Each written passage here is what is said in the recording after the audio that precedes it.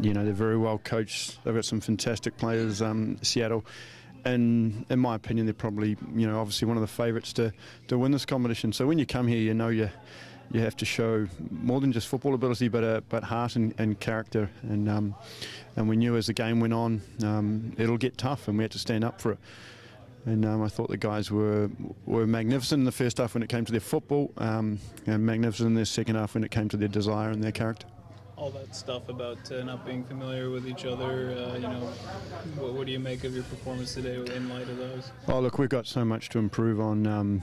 Look, we're not stupid. We know that we've got new players coming in that haven't played together, and you know, our organisation wasn't too bad, but we can get so much better, and we can go so much better with the ball as well. But what I like about this team is their heart, their character, desire, that they want to win. And that's what you hopefully you build your house on that type of foundation. So we know we've got lots to improve on, and we'll get back to work as soon as we can. You had to like the first 2 goals, I'm guessing, as well. Just shows his class as a player. Did he even surprise you a little bit, Jermaine, in how he played here in his first game in Major? No, not at all. You know, it does take some players time to, but you know, I've had the pleasure of playing alongside the man and watching him at training, and so once you see it day in and day out, you just know that's going to happen. You made a solid impression back home too. I mean, you sort of sent a message A to your fans and B to the rest of the league that this team is serious, right? No. It's one game. We tick that box. As I said, we know we've got so much to improve on. You know, we've got so much to build. We've got to get better in all facets. We've got, you know, a couple of guys that we need to get up to speed fitness-wise. You know, we tick that box, but we move on to the next one. We've got a very difficult game against DC now. How about the job of Michael in the midfield, especially, I mean, in the first half, his work rate, his engine, and moving around there, he really seemed to drive a lot of stuff for you. He initiates a lot of pressure, and he backs it up, and he causes turnovers through his presence, and on the other side, he's you know, obviously, you know, even Michael probably say it's you know, when you're not used to that kind of surface, it takes a bit to get used to, and so our passing wasn't, you know, from everybody probably wasn't as good, but it was going to be that game. It was going to, for us, it was a game that we had to stay organised, and we had to show character, and the chances that we got, we had to take them. We did. You guys had 2 in the central midfield. Seattle at times had 3 or 4, depending on the formation they were playing. Did you feel like you were overcrowded there at all? How did you think the 2 guys there did? I just thought they did very well. You know, we obviously have, you know, things that kick in, that if we feel we're overcrowded, that, you know, support systems that come in, and yeah, no, we wouldn't get it right perfectly, of course not, because we've got lots to work on. When we get it perfect, I'll probably have to hand in my resignation, because I won't be needed.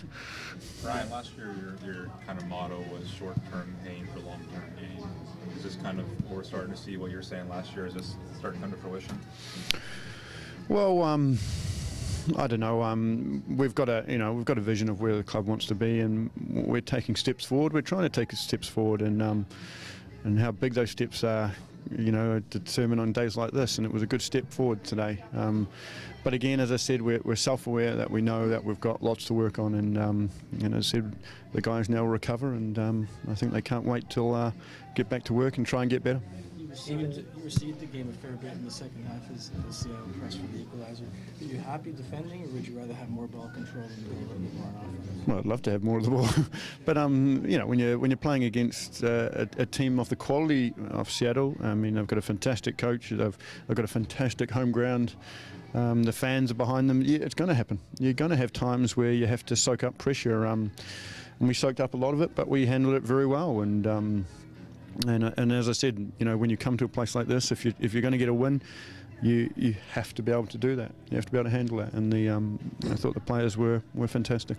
Well, that Stephen really held a great back line and held the defense. Can you talk a little bit about that? His commanding presence in the back line, Stephen Caldwell. Yeah, that's why he's here. The back line's, you know, one of the hardest things to get right, to tell you the truth.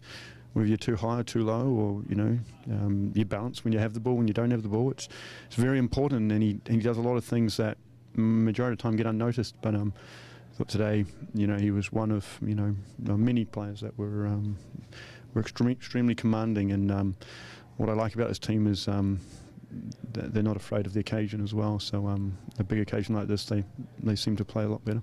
What did you think of Daniil?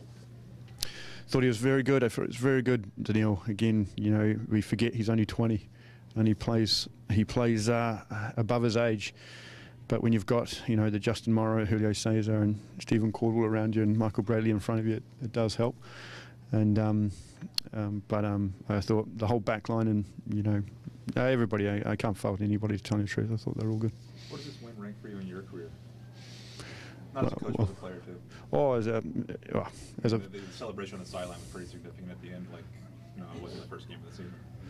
well, it felt like a game that had a bit of edge. I mean, you know, even it was built up, and so it was a powerful game for us. And I think, as I said, we probably haven't had the greatest preparation going in. We were probably underprepared. So, as I said, to come to a place like Seattle, which you know is probably the most difficult place in the league, you know, arguably, to get a result, you know, it's very satisfying. Did you think Clint deserved maybe to be sent off for that errant hand to Bloomy's crotch? Well, I didn't see it. They might be really friendly with each other off the field. I don't know. He's a happily married man, Mark Bloom. So I didn't see it, mate. To tell you the truth, no. I mean, I presume it would be nothing. And you know, Clint's a fantastic player. He's fantastic for this league. So I think it was probably an over-friendly gesture more than an aggressive one. Ryan, you switched the flanks a little bit early in the first half with Jackson and Ray switching. What was the thought behind that? Just to see the sort of left back and right back see different kind of skill sets. Obviously, Alvera's probably the polar opposite kind of player to Jackson. Sorry, and so it was just sometimes they get used to a player, and then all of a sudden they've got to deal with a different kind of skill set. So we tried to move them around as much as we can, just to unsettle them. What sort of difference does having a guy like Jermaine up front do on an away day like this? You said difficult occasion, lots to do, but he's able to provide the sharpness.